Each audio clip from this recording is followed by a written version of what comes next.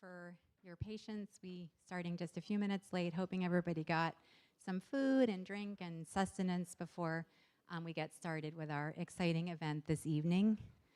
It is an honor and a pleasure on behalf of the Women's and Gender Studies Department and our co-sponsors, the Department of English and the Communication Program, to welcome PC alum Mallary Tenore Tarpley to Providence College this evening in celebration of her new book, Slip: Life in the Middle of Eating Disorder Recovery, from Simon & Schuster Press, 2025.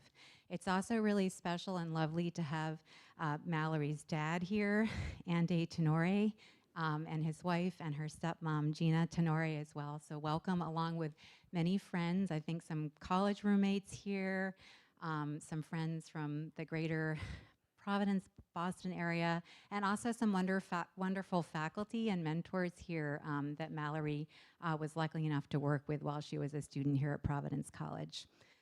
So welcome. We're so thrilled you're all here. Tenore Tarpley graduated from Providence College with a double major in English and Spanish in 2007. I just now also learned that she served as editor-in-chief of our student newspaper, The Cowl, and she surely accomplished additional impressive feats as a student here as well. Indeed, please check out the current cover story just out in the fall 2025 issue of the Providence College magazine, featuring Tenore Tarpley and another wonderful PC alum, writer Roy Peter Clark. And this is the awesome cover story. We have extra copies over at the book signing table as well, if folks want to pick one up. Our event this evening is also in partnership with the Providence College Personal Counseling Center and as part of the Providence College Mental Health Awareness Month. Importantly, we have a wonderful clinician here from the Providence College Personal Counseling Center this evening, Susan Ellingwood, right over here, who will share a few words after Tenore Tarpley's talk and after the Q&A. And before the book signing, again, we have amazing copies of her brand new book, Slip, for purchase and signing over here, with regards to outlining counseling services and support on campus. In addition to being a graduate of Providence College, Tenore Tarpley holds a Master's in Fine Arts and Nonfiction Writing from Goucher College. She is Assistant Professor of Practice at the University of Texas at Austin School of Journalism and Media and the McCombs School of Business, where she teaches writing and reporting courses for undergraduate and graduate students. Tenore Tarpley's teaching specializes in a variety of topics, including long-form feature writing, creative nonfiction, solutions journalism, and nonprofit journalism. A longtime journalist, Tenore Tarpley's articles and essays have been published in the New York Times, the Washington Post, the Los Angeles Times, the Dallas Morning News, the Tampa Bay Times, Harvard University's Neiman Storyboard, and more.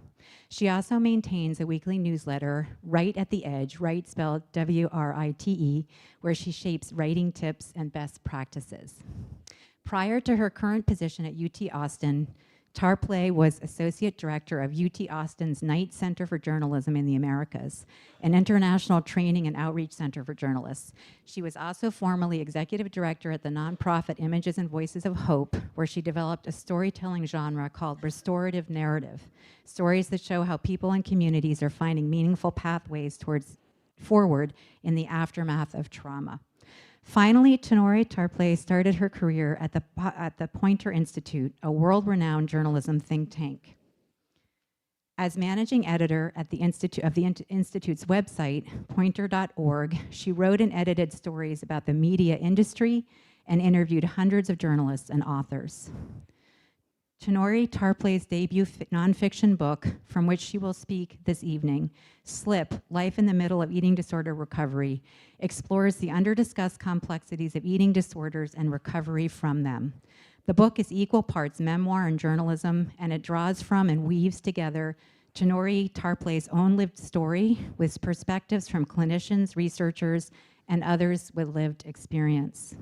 This book tells Tarpley's story, but it also transcends her personal narrative.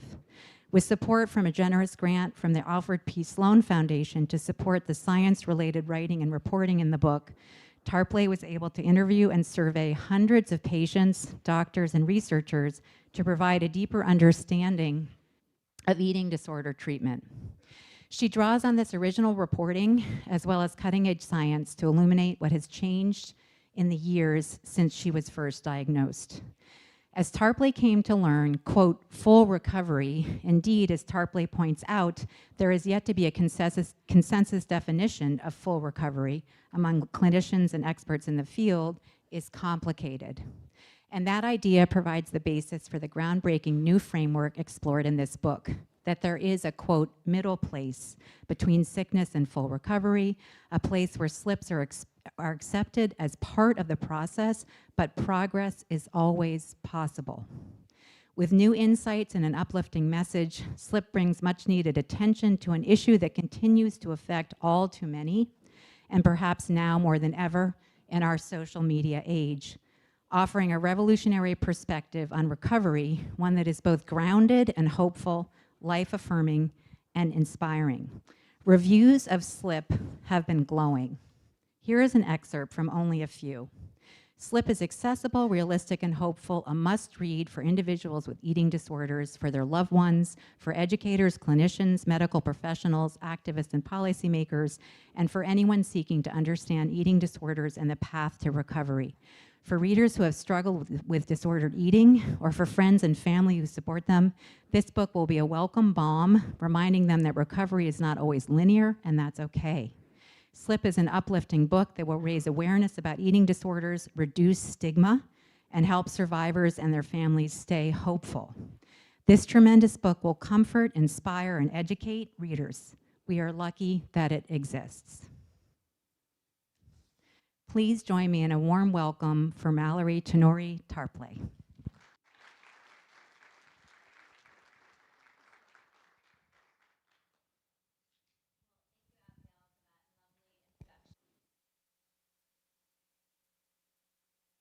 So much for that lovely introduction, and thank you for hosting me here, to all the departments that came together to make this event possible, especially Abigail and her team. Just really, really appreciate it. And thank you all for being here and spending your Wednesday evening with me.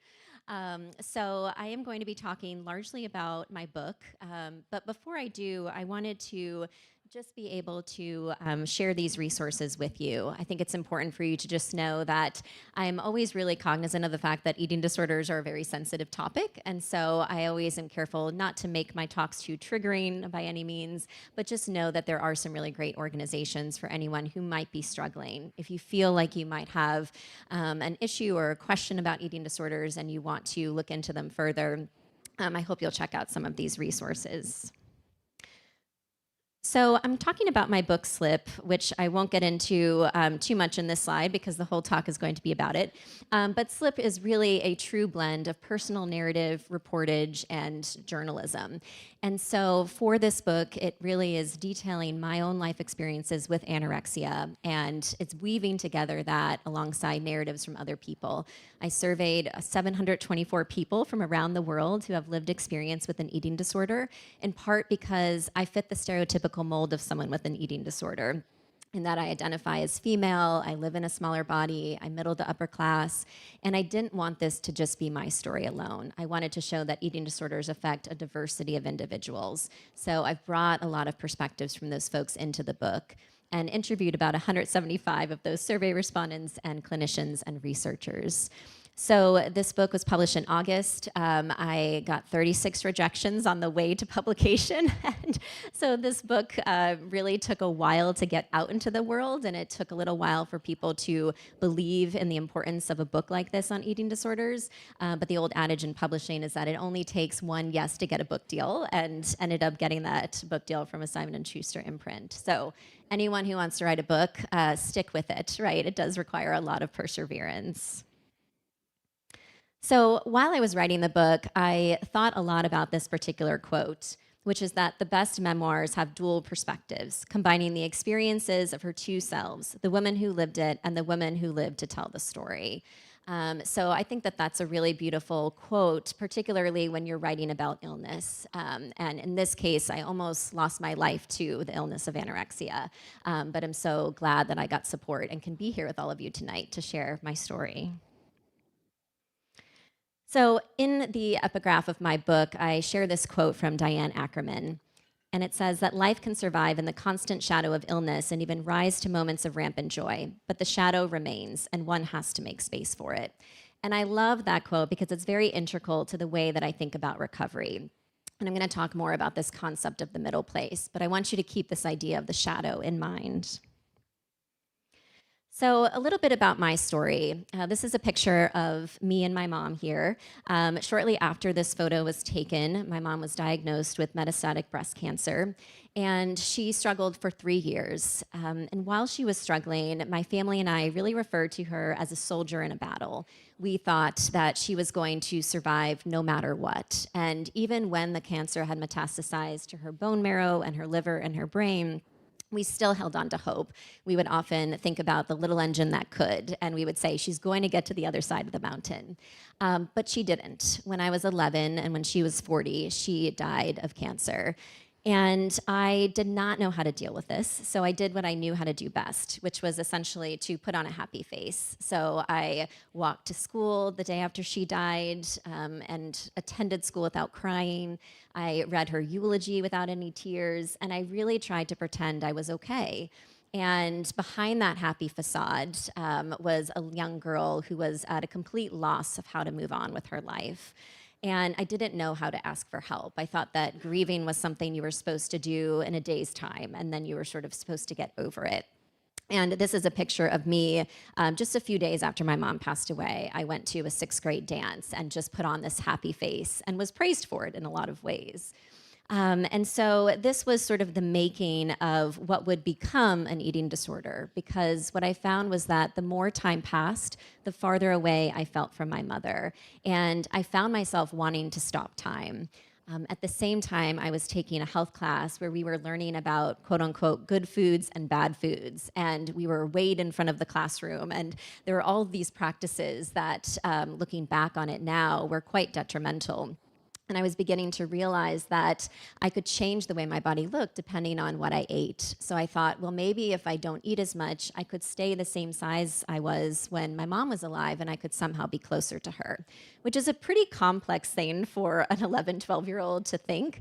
But that's what I believed. And so I did start restricting my food intake, not as a way to be skinny, but really as a way of trying to stay small and safe. Because if I thought growing up means living without my mother, then I want to stay little forever, right? That was sort of my mentality at the time. And I want to talk just about the disorder's origins. So part of it for sure was my mother's death and the suppressed grief. That was really at the heart of the disorder.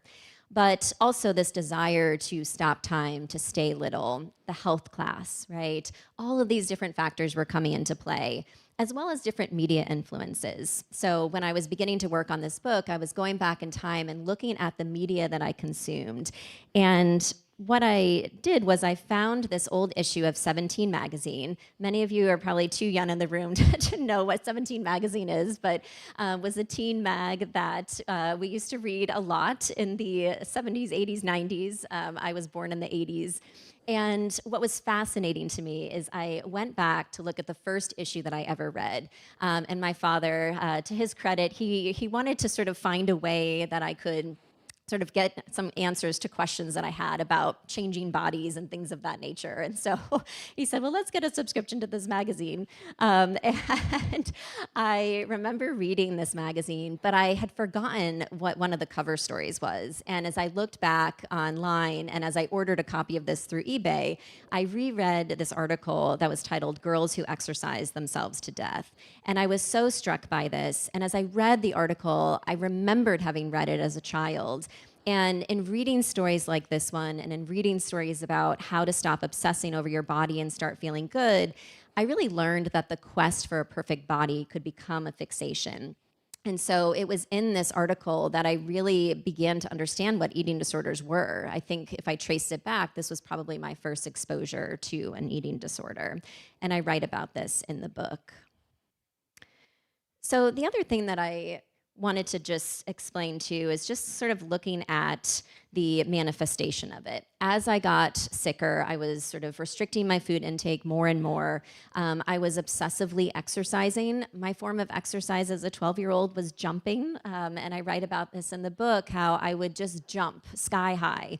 That was how I would exercise. Mind you, I was a 12-year-old, right? This is a sort of youthful, almost seemingly playful way of exercising, but it looked quite odd when I would be jumping through the hallways at school and down the sort of aisle on my way to get communion in church. But I was so wrapped up in the disorder. And I really wanted to kind of show people that I wasn't okay. And what I found was that as I lost weight, my body sent signs to people that I wasn't okay in the aftermath of my mother's death and that I needed some help. And the disorder, as it manifested, really did take over my mind and body. Eating disorders are disorders that really sort of warp the mind and harm the body. Now, my father took me to the pediatrician because he recognized that something was wrong, but didn't know exactly what. And the pediatrician essentially told us that my weight loss and my obsessive exercising was just a, quote, passing phase. And he proceeded to tell us this again 6 months after the fact. And so what was really sort of difficult is that the pediatrician is part of this larger systemic issue. And I learned this as I was working on the book. And that is that he wasn't just out of touch. He was part of this systemic crisis that is very much alive. And that crisis is essentially the reality that doctors only get 0 to 2 hours of training on eating disorders, which is mind-blowing when you consider that nearly 30 million Americans will struggle with an eating disorder at some point in their lifetime. And so time and time again, we hear this. I've been talking with lots of students at universities across the country, lots of professors. It turns out that most students studying dietetics are not learning about eating disorders. I've been talking with nurse psychiatry programs, and they're saying that they're not teaching about eating disorders. And it's really sort of just perplexing, right, in terms of why are we not talking about these disorders more? And I've been asking this question of lots of different people. And one of the individuals who I interviewed for the book was a Harvard researcher named Bryn Austin. And she talked about the repercussions of this lack of training. And she said, we have a real pipeline problem. The training isn't happening, the research isn't happening because the training's not there, and public health professionals aren't putting eating disorders on the public health agenda because they don't know enough about them, right? And so when we think about this, it's natural to question, why is this the case, right? I've been toying with this question of, why is this reality true, right? Why aren't we studying eating disorders more, learning more about them? And we don't have a real concrete answer. There's sort of different speculations as to why this is the case. One is that although eating disorders affect people of all genders, they disproportionately do affect women. 2/3 of people struggling with eating disorders are women. And eating disorders are traditionally thought to be a quote unquote woman's disorder and aren't always taken as seriously. Sometimes they are thought of as some passing phase, when in fact they are not.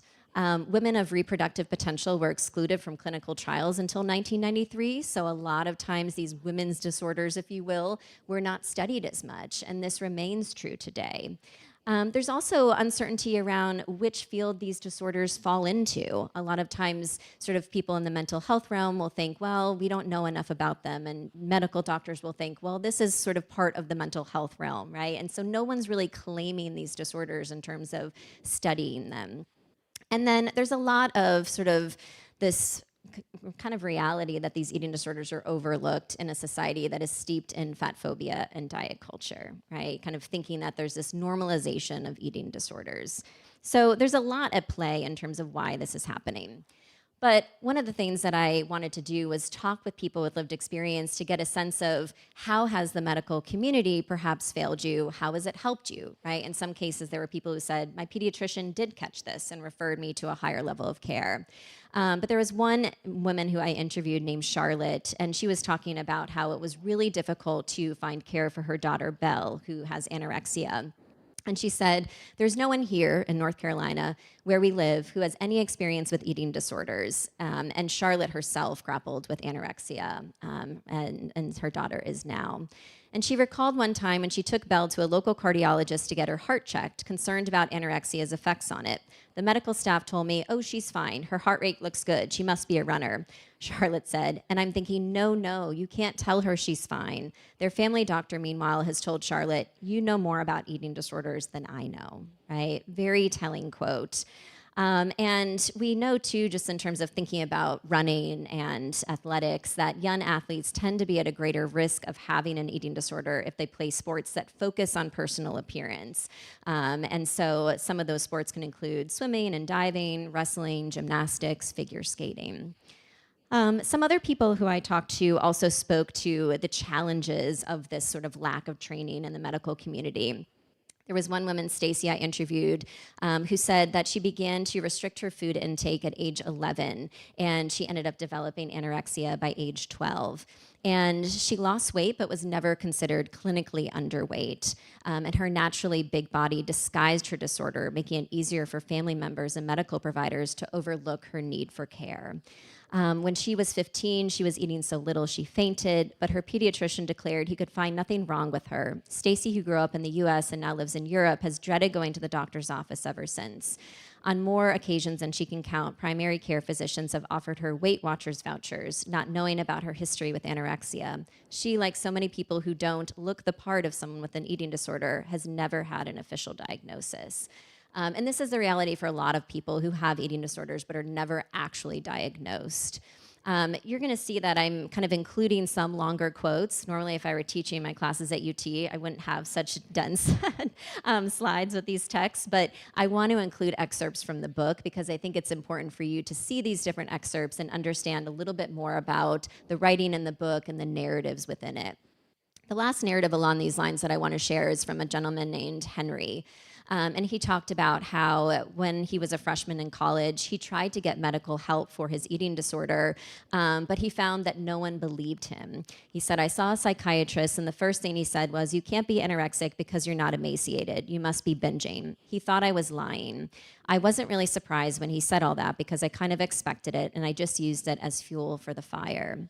9 months later, after sort of his eating disorder symptoms had worsened, he went back to try to get help, and he finally was referred to an inpatient program and was diagnosed with atypical anorexia, which is a very common diagnosis in which an individual meets all of the diagnostic criteria for anorexia nervosa, but they're not clinically underweight. And studies show that they have just as many health complications as those who are clinically underweight. But again, they're often overlooked because their bodies don't look sick, so to speak. But he said to hear a provider say, "All these people treated you poorly and you've been neglected by the medical system," it was sickeningly relieving. I remember thinking, finally somebody believes me, but I felt sick to my stomach knowing I had been treated so poorly. Right? So these are just some of the narratives that I heard as I was doing reporting for the book.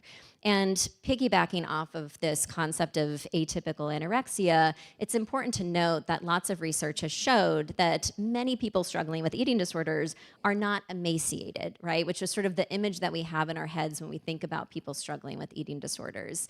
There was one study that surveyed over 3,000 adolescents with eating disorders of all kinds, including anorexia, atypical anorexia, binge eating disorder, bulimia.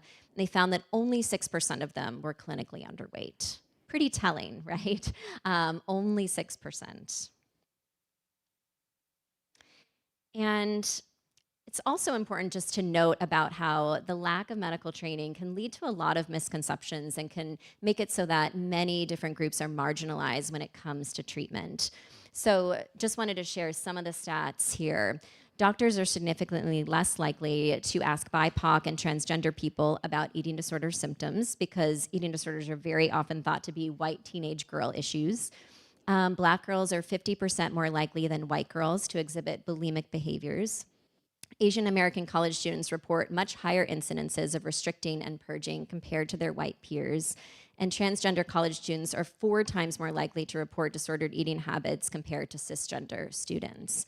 So really important to think about these statistics because oftentimes these folks are left out of narratives about eating disorders. And so part of what I wanted to do with the book is really illuminate their narratives and show that eating disorders do not discriminate.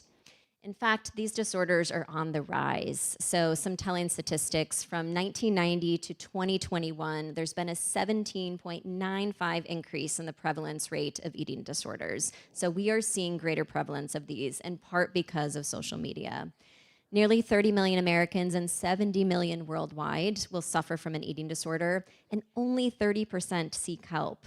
This is particularly true as we look at older demographics. There are many people in their 60s, 70s, even 80s. I had survey respondents who are as old as 79 answering questions in my survey and talking about how when they were struggling in the 70s, there really was no help and no one was talking about these disorders. So they never actually sought that help and continue to struggle in some cases. The other thing, too, that's important to note is just that there is a serious sort of aspect to these disorders in that they can lead to death, right? So there's typically over 10,000 people who are dying from these disorders, with suicide being one of the main causes.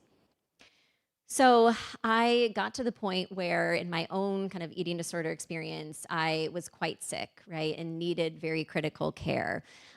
Fortunately, my father found Boston Children's Hospital after the failed attempts at getting help from the pediatrician. And Boston Children's has a specialized eating disorder treatment center. And so they saw me, admitted me that night, and I ended up being in the hospital and spending most of my teenage years there. So I was hospitalized at Boston Children's Hospital 5 times, twice on the medical unit and 3 times on the psychiatric ward. A lot of times patients were sent to the psychiatric ward if they were struggling with eating disorders and comorbidities. So I mentioned the sort of jumping and obsessive exercise. I was diagnosed with severe obsessive compulsive disorder and anxiety and depression, which are very commonly experienced among those with eating disorders. And I was very much just sort of rotating in and out of treatment and would get my weight stabilized and then go home and fall back into the same behaviors. And this was even true when I would be on the psychiatric ward for 6 to 8 weeks at a time. It still wasn't long enough to really help me. And so my treatment team suggested I go to a residential treatment facility. It was called Germain Lawrence in Arlington, Massachusetts. It has since shuttered, but I ended up going there and spent a year and a half there, really getting help and treatment. And that was incredibly helpful for me. One thing that's really fascinating is that I have so much source material that I looked at when I was working on this book. So I have all of my old medical records. I have all of these old drawings, which you can see here. I did a lot of art therapy when I was in treatment. I wrote tons of journal entries. You can see some of my therapy workbooks here, letters that I wrote to my dad and grandparents when I was in treatment, and then just lots of poems and stories that I was writing. And these were all really helpful as I was working on the book because they helped to corroborate memory, and they really helped me to, in some ways, re-inhabit my younger self as the narrator of this book. I also kept lots of journals. Here's a small sampling of them. You can tell I was very much in a furry journal phase. Like in the 90s, that was a big thing. These sort of covers that had tons of fur on them. Some of them made music, very into Winnie the Pooh at the time. And so I look at these journals and I think, oh my gosh, I was so young when I had these journals and when I wrote in them. And yet I was also so sick, right? I mean, I just look back and I wish that I could hug my younger self and tell her that she was special and worthy of being loved. And I really didn't believe that at the time. I thought that I was defined by my eating disorder. And it's very clear in looking at these journal entries that that was the case. In some ways, it felt like I was climbing this emotional Mount Everest as I was going through these old journal entries. And in this one with Winnie the Pooh, I had written this entry that just still breaks my heart today. Many of the entries were like this, but I included this one in the book where I said, "Pledge, I, Mallary Tenore, promise that I will not eat any food whatsoever, even if I'm hungry and even if a part of me wants to eat. I will only listen to my side that tells me not to eat. If I do not eat for 1 week exactly, then I will be awarded the perfect anorexia award. That is my goal, to be a perfect anorexic, the sickest and skinniest anorexic in the entire world." Right? I mean, just so sad to think about how entrenched I was in the eating disorder at the time. And I really wanted to understand, why was that, right? Why was it such a huge part of my identity? Because I remember very distinctly moving from saying I have anorexia to saying I am anorexic. And even in my medical records, one of my doctors had said that I was very entrenched in wanting to have the identity of someone with an eating disorder. And what was fascinating for me was that as I started doing more research for the book and interviewing researchers, I learned a lot more about why I believed the things that I did when I was sick. And I had gotten a grant to really look at the science of eating disorders. So I was looking a lot at the neurobiology of eating disorders. And years ago, we really didn't know much at all, of anything, about how eating disorders affected the brain. And now scientists actually refer to eating disorders as brain disorders because of the ways in which starvation actually affects brain chemistry. And so I wanted to read this excerpt from the book because in many ways it helped me to understand this identity question. I said I would later learn that neurobiological factors were likely at play. It turns out that adolescents' development of self and identity is closely linked to brain development. When adolescents begin to establish their adult identity, connections are formed in the brain. To make these connections, the brain relies on white matter, which is made up of myelin, an insulating layer that surrounds the nerve cells. The production of myelin partly relies on a person's dietary fat consumption. Starvation then significantly alters the brain's white matter. For adolescents and teenagers with anorexia, white matter alterations can result in a distorted sense of self and altered neurodevelopment. These underlying neurobiological factors, which scientists have only recently begun to understand, could help explain why I was so fixated on my anorexic title all those years ago. With every hospital admission, I felt even more worthy of it. And the narrative I crafted about myself, my anorexia was the main character, and everyone else was pushed to the margins. And as I looked back on all of these different journal entries, I was struck by several. I used to actually sometimes write these journal entries in the dark of night without a light on. And I had this one line in my entries where I said, I don't deserve the light, right? This eating disorder had really just diminished my whole sense of self-worth, and I didn't think I was deserving of anything. I had written that my anorexia is so powerful, I don't seem to have strength to overcome it and take back control over my life. I feel like my jumping and not eating are far beyond my control, and I can't help myself at all. The word anorexia kind of scares me, but it also makes me think of a friend, because in a way, it's a very good friend to me. And it might be perplexing to think, why would you think that this is a friend when this disorder's taken so much away from you? But many people I spoke to sort of were struggling with this dichotomy of recognizing that the disorder was so detrimental, but then also viewing it as a companion of sorts. And again, as I looked at the research, I began to understand why that is the case. So in one part of the book, I write that people with anorexia tend to value their disorder, partly because they have cognitive distortions that are considered egosyntonic. This is a fancy term that refers to one's ego or internal voice of reason that helps us do what we believe is right. Anorexia is considered an egosyntonic disorder because the cognitive distortions integral to the disorder, such as the desire to be thin and the act of restricting food intake, are consistent with longstanding societal messages that suggest it's quote-unquote right to be thin. This helps explain why, even after experiencing scary medical complications, many people with the disorder avoid treatment and continue to engage in destructive behaviors that put a strain on their bodies. It also helps explain why people with anorexia sometimes refer to the disorder the same way I did, as their friend. So there was so much research I was coming up against that really helped me to empathize more with my younger self and really helped me to understand why I was believing these things that the disorder was telling me. So when I was in residential, I really tried to think about, how can I get better? How can I expand my sense of self beyond the disorder and really reacquaint with young Mallary, right? Because I had lost myself in the midst of struggling with anorexia. And there were lots of pillars of my recovery, as I call them. One was really thinking about, how do we find ways to let the light back in and to help Mallary realize that she deserves the light, right? My therapist would always say that to me. I finally, in residential treatment, began to grieve. Grieving was a huge part of my recovery process. I remember just crying and not being able to stop when I was in residential. I felt anger. I was finally letting myself feel all of these emotions that I had suppressed for 3 years since my mother had passed away. And I had to learn to find ways to remain close to my mother apart from anorexia. And one of the ways I did that was by trying to eat different foods that I loved making and eating with my mom, right? That was one of the choices that I made in service of recovery. I had to rely on my support network. So I was one of the very few children at Jermaine Lawrence who actually had a family to go home to. Most of the people there were wards of the state of Massachusetts and had been rotated in and out of foster care. I did have a loving sort of father to come home to and a grandmother. And so I was very lucky in that regard. And I had to also learn to see the eating disorder not as the solution, but as the problem. It was not something that I could use as a coping mechanism anymore. And I had to see that I was sick and that I could get better and still be special, right? I thought the eating disorder made me special because my mom was the one person who always made me feel special. And in her absence, I was looking for something else to fill that void, something else that could make me feel special. And I thought the eating disorder had served that purpose.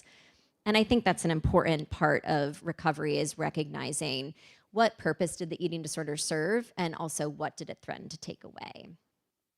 So as I mentioned, I was lucky, right? I was also lucky in that at the time, I was in treatment in the late 90s, early 2000s, and the state of Massachusetts Department of Mental Health, along with my public school district, actually paid for my treatment. Otherwise, there's no way my family could have afforded treatment, right? So that was very helpful because I was able to get that support. Many people never get the care that they need, in part because there's a lot of barriers. So one of them is insurance. A lot of times treatment ends too soon. There were people I interviewed who said that as soon as they reached a healthy weight or body mass index, their insurance typically stopped covering their treatment and they had to leave because they couldn't pay out of pocket. There's a lot of stigma around sort of saying that you have an eating disorder. I talked with many men and boys who said that they felt like they were struggling with a girl's disorder and couldn't ask for help. There's also lack of geographic accessibility. Some states have zero eating disorder treatment resources, and so that's a real problem if you can't find care close to home. And then also lack of eating disorder awareness, right? Partly due to the lack of training, but also just societally, we don't know a whole lot about eating disorders, and they're often sort of just perceived as these disorders or these sort of diets gone wrong, and people don't understand the real seriousness of them. But I don't want this to be all doom and gloom, right? There's a lot of sort of stuff that I highlight in the book that talks about what has changed and how treatment has evolved. And so now we have what's called family-based treatment, which is where families are really empowered to learn how to treat their children at home. Of course, some people still have to be hospitalized, but I found that I very much was identifying with the life of a patient. And in my teenage years, I was sort of living this institutionalized life. And now families are really sort of taught and supported so that they can try to help their child stay at home and not have to be hospitalized. This is also sort of part of a societal shift where years ago there was a whole lot of mother blaming, where mothers were often blamed for their children's eating disorders, to the point where there was this horrible term called parentectomy, which essentially was this term that stated that children needed to be extricated from the home in order to recover, because if they stayed at home, their mothers would do too much damage. And so we've moved away from that mother blaming. Still, it exists in some pockets, but now we see families as being really critical to care. There's also more treatment options. So there's a lot more eating disorder treatment centers available now. There's some that are fully online, which can be helpful, for instance, for parents who don't want to have to step away to go to a treatment center because they have work and children. There's also stepped care. When I left residential treatment, I went immediately home. So living in a facility for 18 months and then going home was quite jarring, as you can imagine. Now there are different levels in between. So there is partial hospitalization programs, there are intensive outpatient programs, and that really helps with those transitions. And then there's also more relapse prevention. When I was getting treated, there was no discussion that relapse could be a possibility. And now a lot more treatment centers are trying to speak to that reality. And yet, the field still hasn't really done a good job of defining what full recovery is. And this is something that really is at the heart of my book. And even though we don't have a great sort of definition for it, the field still pushes for full recovery for everyone, right? And this was something that I really have taken issue with as I've gotten older and more sort of confident in my ability to speak out against some of the more harmful messaging that I think has been really integral to the field of eating disorders. And what I found was that there really is a lack of consensus definition in terms of what full recovery actually means when we talk about eating disorders. So, recovery rates for anorexia are anywhere from 57 to 94% for anorexia and 13 to 74% for bulimia. Isn't that wild, right? 13 to 74%. Without a sort of consensus definition of full recovery, it makes it really hard to compare data across studies. And so the research, it's hard to decipher and interpret when we have all of these wide-ranging definitions of what full recovery actually means. There's also a lack of consensus definition about weight restoration. A lot of times weight restoration is one of the criteria for full recovery, but oftentimes we're measuring that differently. Does that mean 18.5 BMI? Does it mean 19 BMI? It varies from study to study. There's also significant variability in how research differentiates normal versus abnormal weight and shape concerns. Duration of recovery varies widely.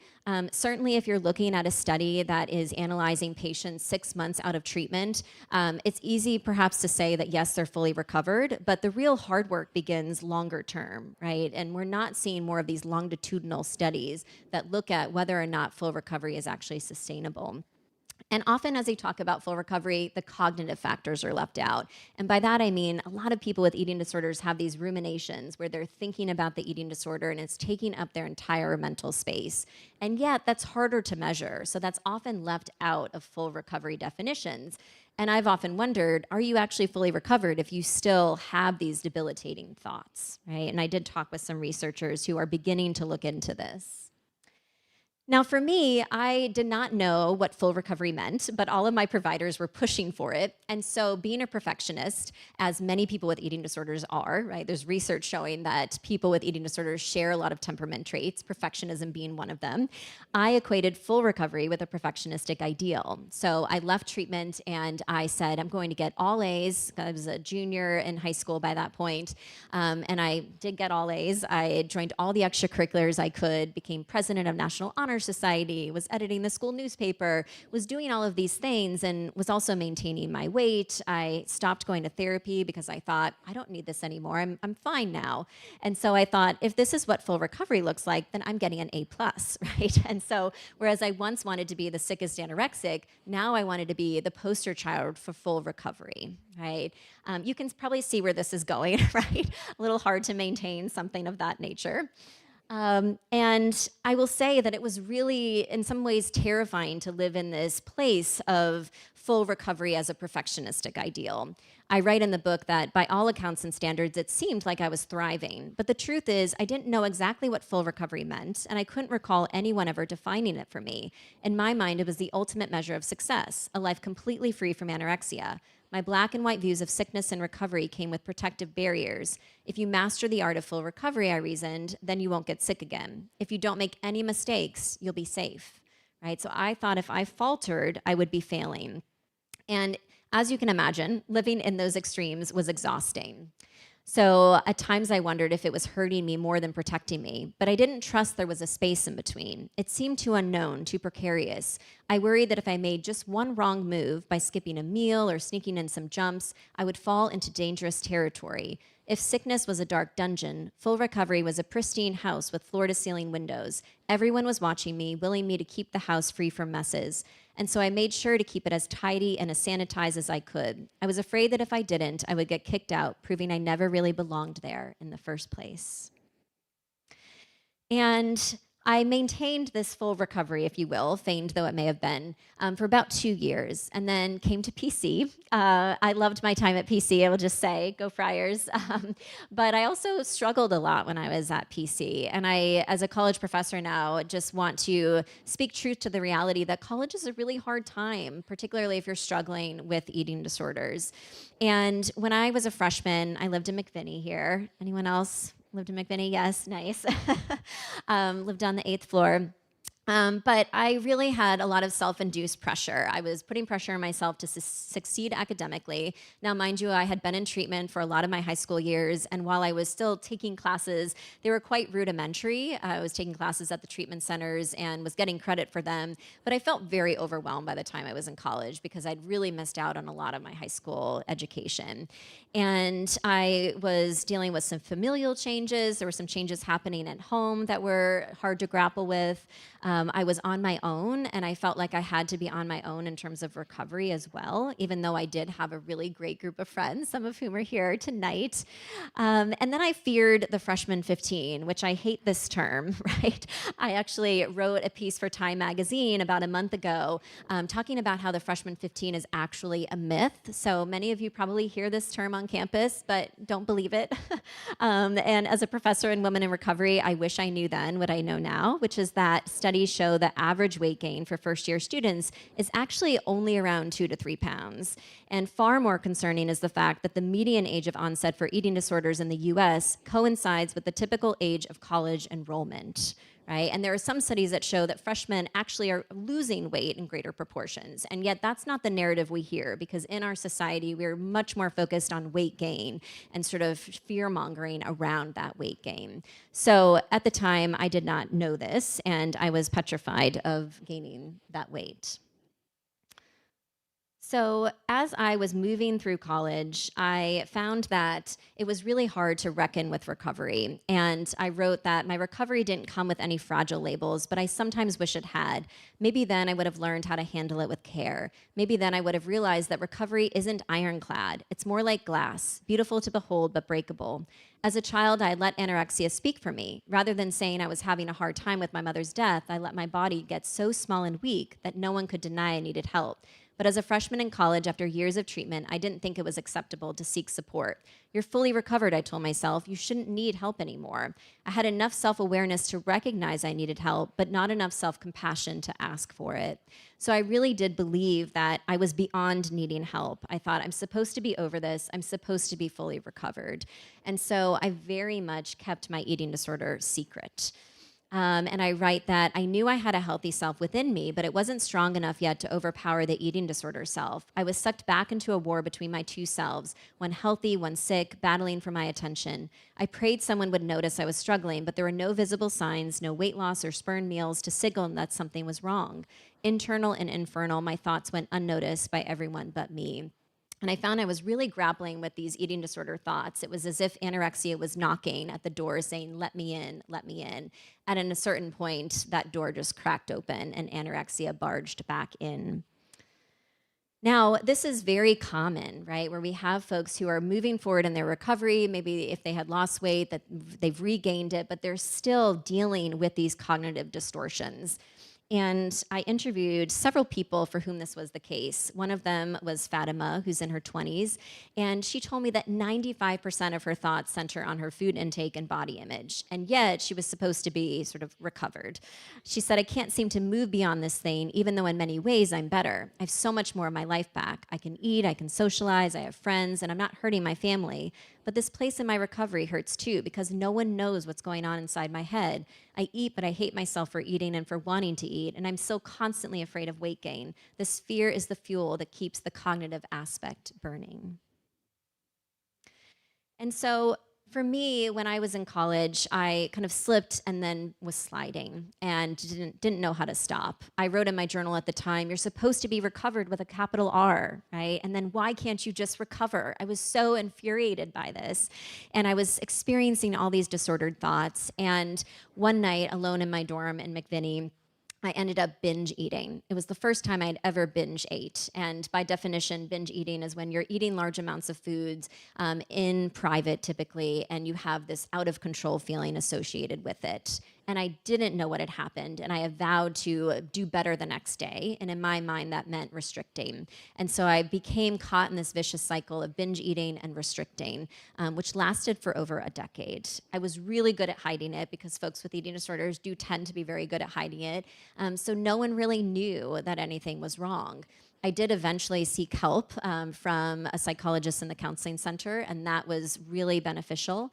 But my behaviors persisted, right? right? And so again, I felt like I was failing at anorexia and at recovery, and I was too ashamed to really ask for that help until I saw the psychologist.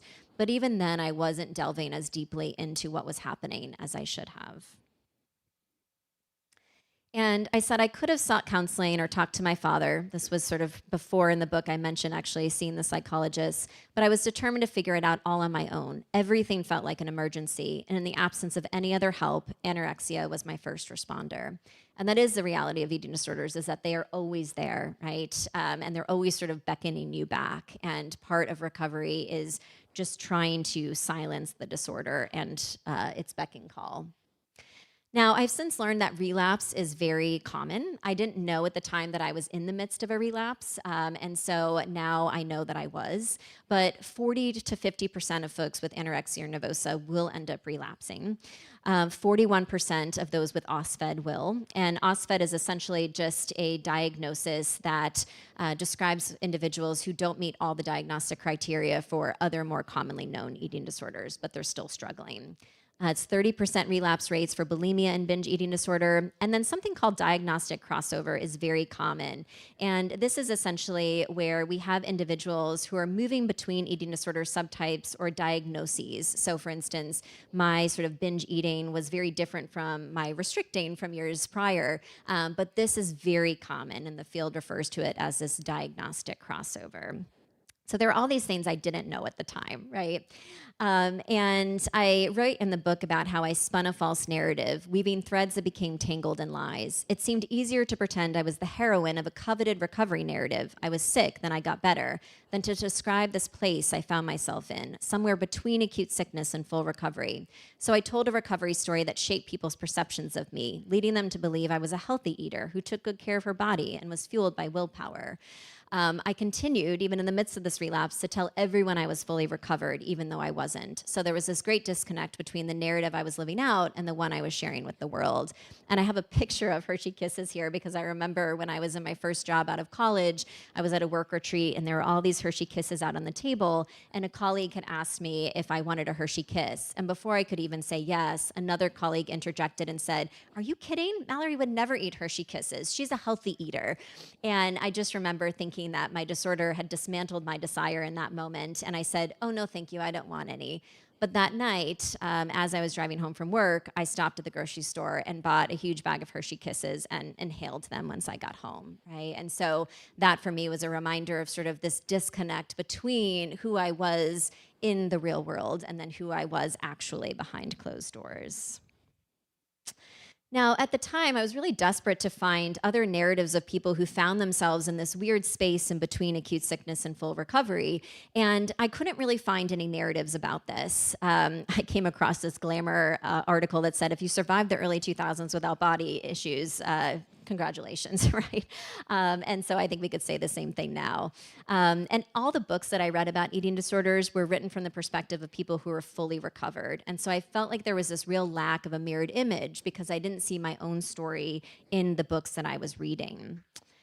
And it wasn't until my late 20s when I began to really shift my thinking around recovery. And I began to do work with a nonprofit that was really looking at what we called restorative narratives. These are stories that show how people and communities are making meaningful progress forward in the aftermath of trauma and tragedy and illness. And they're stories that sort of probe how people move forward amongst the breakage. A lot of times when I think about restorative narratives, I think about kintsugi, which is a Japanese form of art that means golden repair.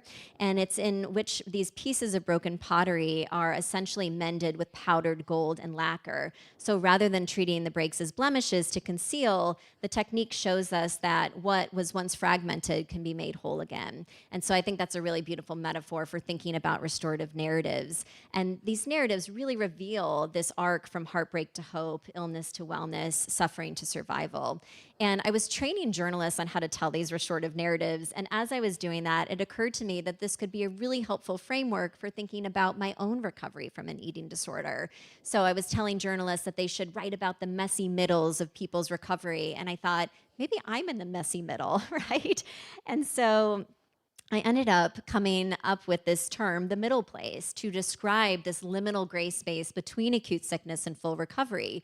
And I remember when I first started writing this book, I was afraid that people would think that I was trying to say that recovery is not possible. And that's not the case, right? The middle place is really rooted in this idea that recovery is possible.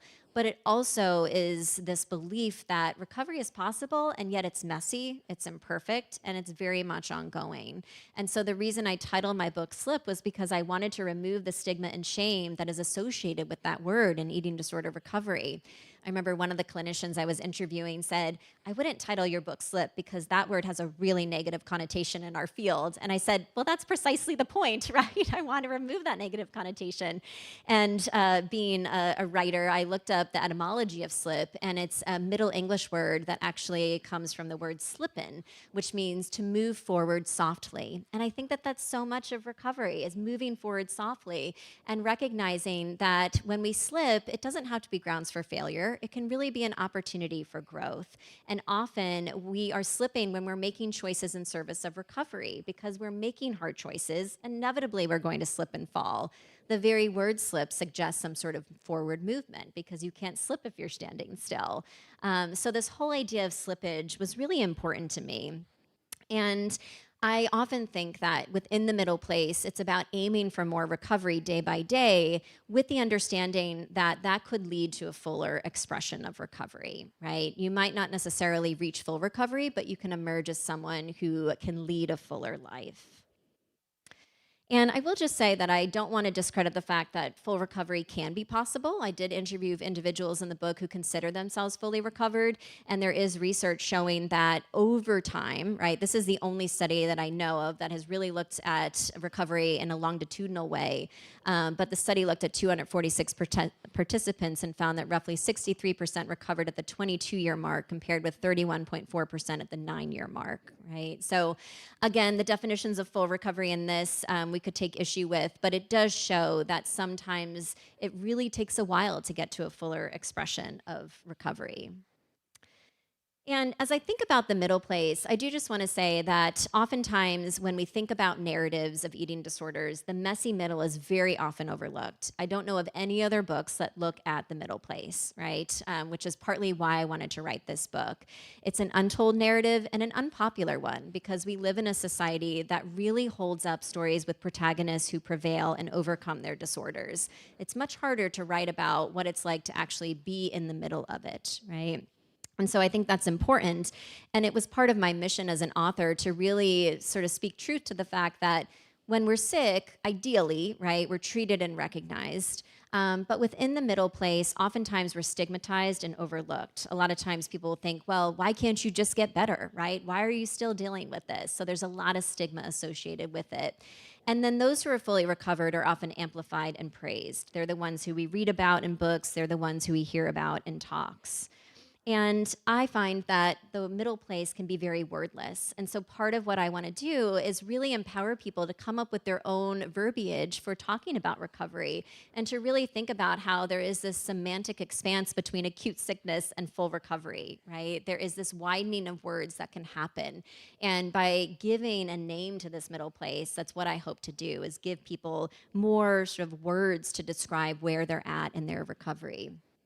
And so when I was working on the book, I did survey folks, as I mentioned, and 71% said they were still struggling in one way, shape, or form. 29% said they'd recovered. And this was probably the most telling of all the information I got from the survey, which was that 85% of those 700 plus people said that they could identify with the middle place. For the longest time, I thought I was the only one in this place because no one talks about it. And I found that so many people inhabit this place, and yet we're not talking about it nearly enough. And so I want to help change the conversation. Many people I interviewed spoke truth to the reality of this middle place. Anna, who's 19, said, I'm at a point where I can focus on other things more than my eating disorder, and I can go maybe a day without thinking about it at all. I think there's still room to grow, and I don't think that I'm that perfectionistic full recovery, but I'm in a much better place than I was a year ago or even 6 months ago. I think the middle place is kind of an infinite space where you can keep going in one direction forever without reaching the perfect full recovery. And I think my goal is to just keep going in the right direction, right? Which I think is a really refreshing way of looking at this.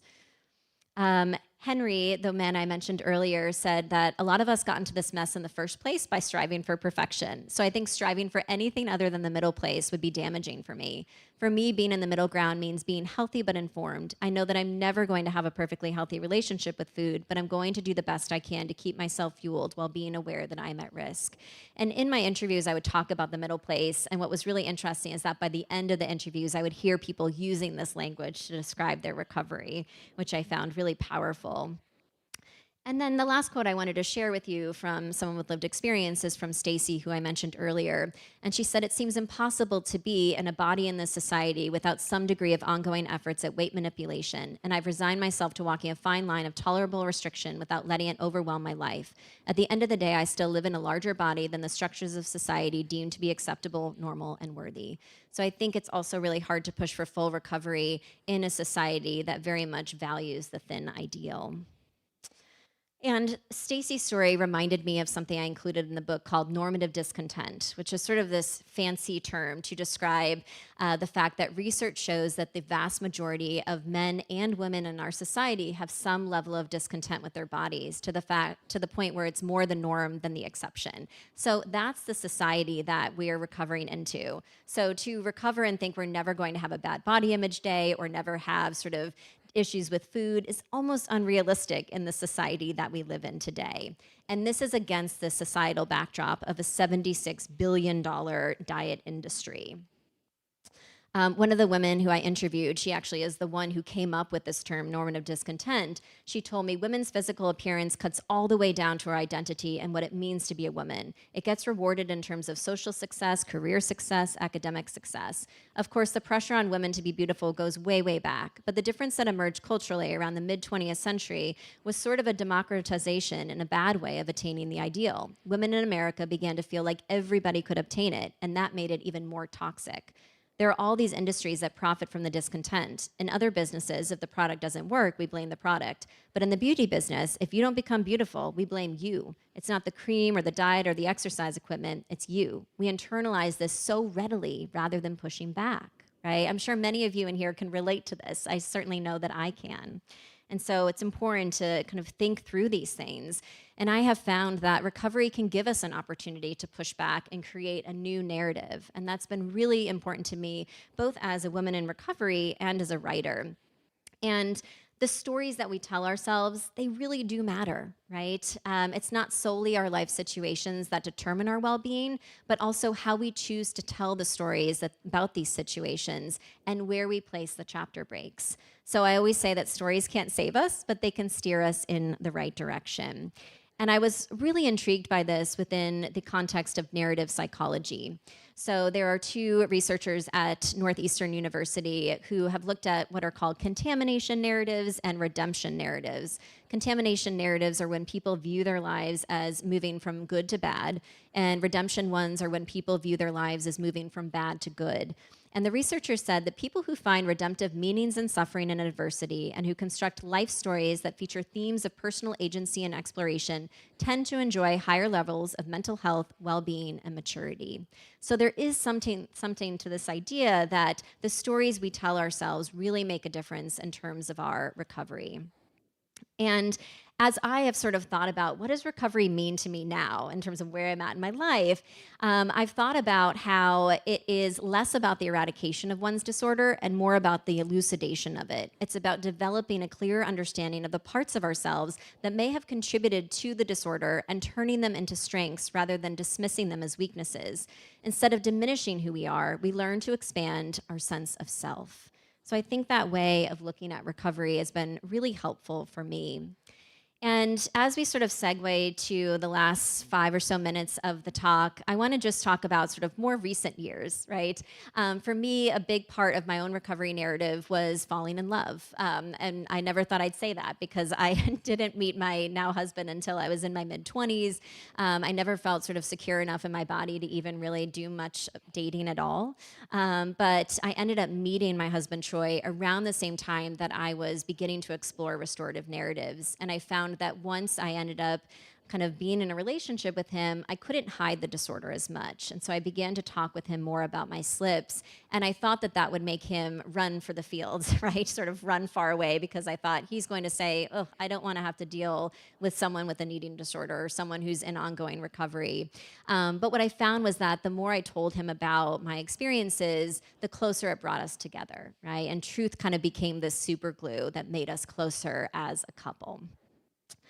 Now, I ended up becoming a mom when I was about 30 years old, and I write in the book how I thought my life would come full circle. I developed an eating disorder after my mom died, and I would recover after becoming a mother. If this narrative proved to be true, I reasoned, then losing a mother and becoming one would become the beautiful bookends for my cyclical story.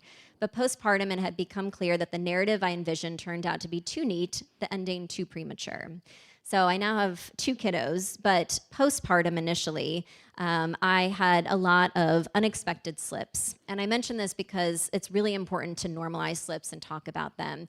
And what I found was that postpartum, I fell into this sort of obsessive behavior around pumping and breastfeeding because I knew it burned calories.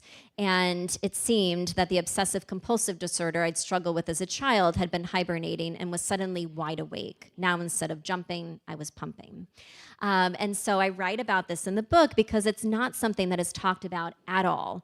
It's not researched either, with the exception of one lone study that I found. And so I ended up reaching out to those researchers and talking with them. And come to find out, this is a very common issue. And OCD is very common postpartum, particularly in women in eating disorder recovery. But there's very little research about it. And the researchers I talked to said that it's partly because of this fear of pushing back against the popular message that breast is best. One of the researchers said, for many women, breastfeeding is wonderful and the positive effects can outweigh the difficulties, but that's not always the case. It's often taboo to say that publicly, though. We were even nervous when we were writing the paper about what backlash there might be to any suggestion that breastfeeding may not always be the best thing to do depending on the circumstances, such as if it is negatively impacting the woman's mental health. And at the time, I ended up writing a story about how I donated 10 gallons of breast milk to the local milk bank, right? And everyone thought, oh my gosh, that's amazing. But I wasn't telling the full narrative. It wasn't until I wrote the book that I was really beginning to talk about what was actually happening, right? Sort of behind the scenes there. And I found that it was really helpful for me to be open about my narrative. I ended up writing a piece for the New York Times about how I lost my sense of taste and smell when I got COVID and how it led me to slip. And this was the first piece where I was very open in a public way about slipping. And I got so many responses to this piece, and it clued me into the fact that there is a desire for more stories about slippage and for honesty around the fact that slips can still happen, even if you're far along in your recovery. I'm very far along, but still sometimes grapple with these things.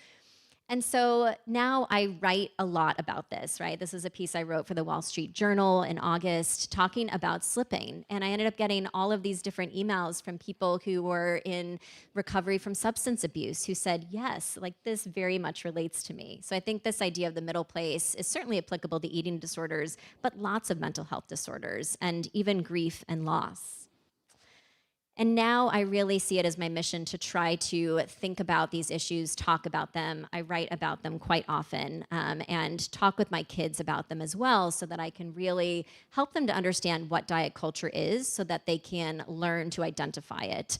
We don't really learn what diet culture is until we're much older in life, until the damage has already been done. So when we hear these GLP-1 ads, for instance, I talk with them about how they're always going to be hearing these messages that will tell them that they should take up less space or that their worth is dependent upon their weight. And I want them to recognize they don't have to internalize these messages and that I want them to take up space.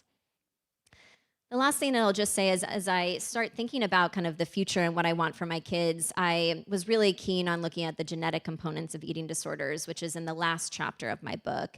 And I found that females who have a relative with anorexia are 11 times more likely to develop the disorder themselves compared to individuals without a family history. Pretty startling statistic, right? That scared the bejesus out of me when I first read it. And there are 4 key elements that determine a person's risk for developing an eating disorder. There are genetic protective factors, genetic risk factors, environmental protective factors, and environmental risk factors. And it's important to note this because genes alone do not determine whether someone will develop an eating disorder. So you are not genetically doomed if your parent had an eating disorder, nor are your children genetically doomed if you've had one, right? This is about thinking about all of these different elements that factor into it. And so knowing that I can't control the genetic components, I really do try to control the environment to the extent that I can. I know my kids will soon be influenced even more by social media once they get to that age. But for right now, I try to think about how can I help them to look in the mirror, for instance, and see who they are, not just what they look like. For my daughter's 9th birthday, I gave her this mirror and I painted all these words on the petals of the mirror to describe who she is as a person: creative, kind, empathetic, loving, because I want her to be able to look in the mirror and see who she is as a person and not just fixate on what her body looks like. And I think about this for my son too. A lot of people say, well, do you worry about your daughter getting an eating disorder? And I think I worry about it for both my kids, right? So these are conversations and things that I'm very often talking about with both of them. This is both of them here. And so this is my son Tucker, who's 8, and Madeline, who's 9. When my book was kind of going to press and we were trying to figure out what the cover would look like, my daughter drew this picture because she thought that my book was about me and my mom. And so this is a picture of me and my mom here in the frame. And she drew this cover to sort of mimic that photo. And she titled it Slip, and the original subtitle was Sickness, Recovery, and the Space in Between. But you can see it has Band-Aids and a syringe and a box of tissues. And this picture is actually in the very back of the book, in the epilogue. I got the publisher to include it, which means a lot. But it's really just meaningful to me, especially as I think about the connections between the development of my eating disorder and where I'm at now, because the book was published in August, right after I had turned 40. And that's the same age my mom was when she passed away. So to be putting this book out into the world at a moment in time when I'm outliving my mother just feels like this really beautiful way of honoring her memory and of just really thinking about how I can carry on her legacy. And so to conclude, I think about now how that shadow that I mentioned at the very beginning, it very much remains, but I find comfort in knowing that light and dark can coexist. I'm fascinated by this idea of thinking about how you can hold two seemingly opposing truths in the palm of the same hand. The ampersand is my favorite form of punctuation. And these are the final words of my book, which I want to leave you with. To live in and to name the middle place is an act of bravery. This is especially true in a society that pushes for full recovery from eating disorders and prefers illness narratives with protagonists who are triumphant. I am not a soldier fighting a losing battle, nor am I a survivor who defeated a disorder. And I am no longer a girl who believes she needs to be sick to be special. I'm a woman who believes or who works hard to keep moving forward in the middle place. I sometimes look back at the long distance I've traveled and wonder how it's possible I still have so far to go. On days like this, I remind myself that even though I haven't reached full recovery, I am in full progress. And for me, for many of us, that's a good place to be. So with that, I want to say thank you so much for having me.